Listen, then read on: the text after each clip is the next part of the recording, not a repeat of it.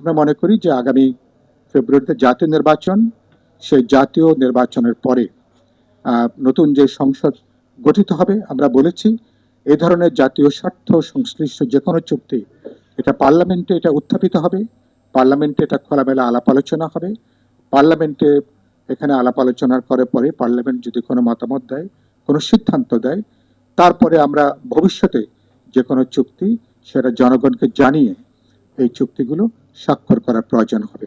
আমরা নিশ্চয়ই একা নিশ্চয়ই আমরা পথ চলতে পারবো না, আমাদের বিদেশি বিনিয়োগের প্রয়োজন হবে। নিশ্চয়ই আমরা সেই বিদেশি বিনিয়োগের জন্য যে গণতান্ত্রিক পরিবেশ দরকার, নির্বাচিত সরকার দরকার, শক্তিশালী যে একটা রাজনৈতিক অবস্থান দরকার।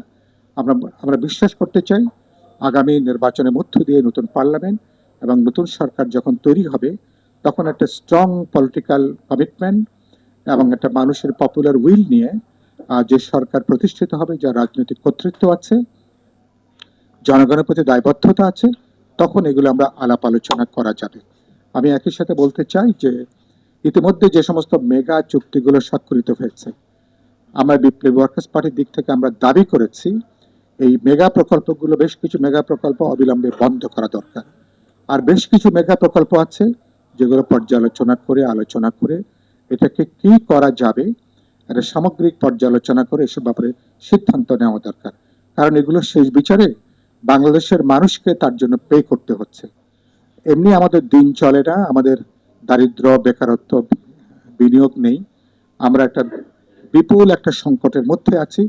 নতুন করে এই দায় দেনা কোনোভাবে আমাদের ঘাড়ে নেওয়ার কোনো সুযোগ নেই।